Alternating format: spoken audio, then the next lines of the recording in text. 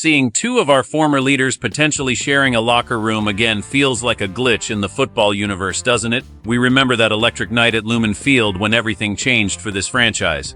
Now, the destiny of these two iconic quarterbacks is taking a shocking turn that no one in Seattle saw coming just a few years ago. It really makes you reflect on our team's history. Please help us reach our goal of 1,000 subscribers on the channel and to leave a like right now. Russell Wilson is currently making headlines with a visit to the New York Jets, a move that could create one of the most surreal reunions in recent NFL history. If this deal goes through, he will be joining forces with Geno Smith once again, but the roles would be completely flipped from their time together in the Pacific Northwest.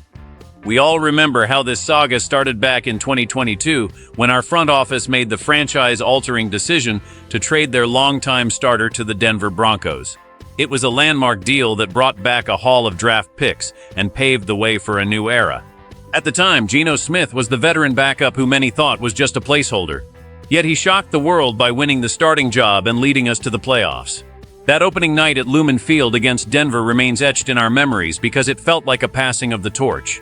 Geno didn't just play well. He eventually went on to break several of the single-season passing records previously held by the man he replaced.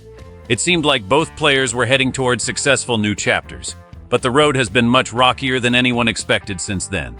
Fast forward to 2026, and the landscape has changed dramatically for both men. Geno Smith is now back with the team that originally drafted him in the second round, seeking a fresh start after a difficult season with the Las Vegas Raiders where his team struggled to a disappointing finish. Meanwhile, the former face of our franchise is coming off a very quiet stint with the New York Giants, where he only saw the field for 3 games. Seeing these two names linked together in the Big Apple is almost hard to believe given their shared history under Pete Carroll. This isn't just about football transactions. It's about two men whose careers became inextricably linked the moment that trade was finalized.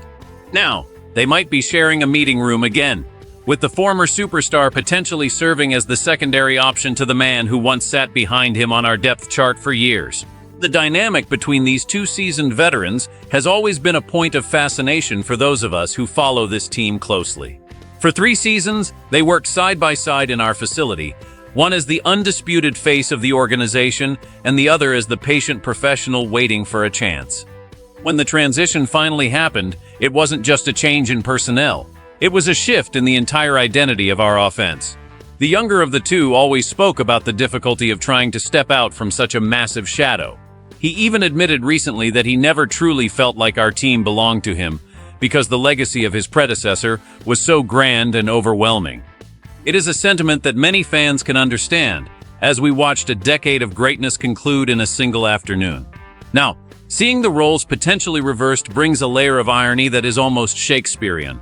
The man who was once the centerpiece of a Super Bowl-winning roster is now looking at a reality where he might provide support for the very person who broke his records. This situation forces us to think about how much the game changes in just a few short years. The physical tools that once made the former starter a nightmare for defensive coordinators have seemingly faded, leading to a journey through multiple organizations in search of a home.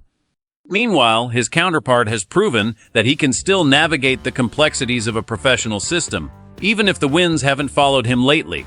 Their relationship appears to remain respectful and intact, which says a lot about their character, but the competitive fire must still be burning. Imagine the conversations in that New York facility as they discuss their time in Seattle and how they both ended up back on the East Coast.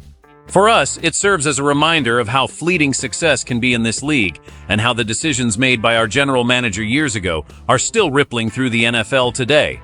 We are watching the final acts of 2 careers that defined an era of our football lives, and it is fascinating. This potential move matters because it shows just how much the quarterback position can make or break a team's season.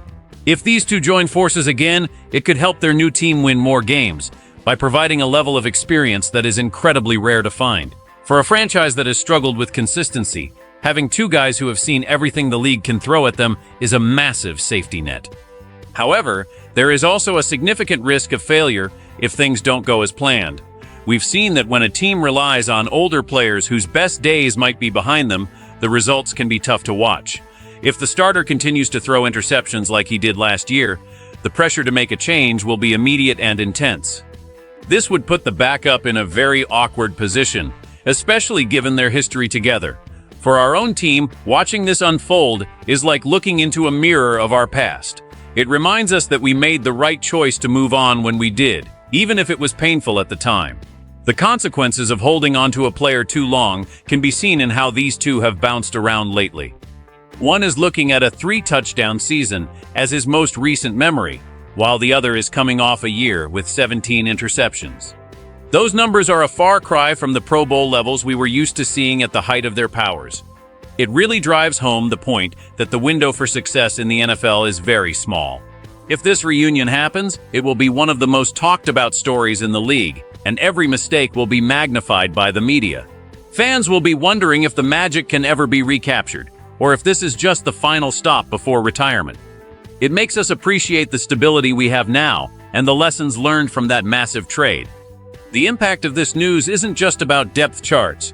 It's about the legacy of our franchise and how we are perceived by others. We want to see them do well. The best-case scenario for this reunion is a storybook ending that would leave everyone stunned. Imagine the two veterans pushing each other every day in practice, finding a way to revitalize their careers in a new city.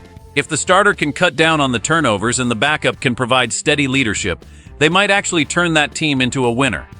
It would be a testament to their resilience and their ability to adapt to new roles. Fans there would embrace them as the missing pieces to a puzzle that has been incomplete for years.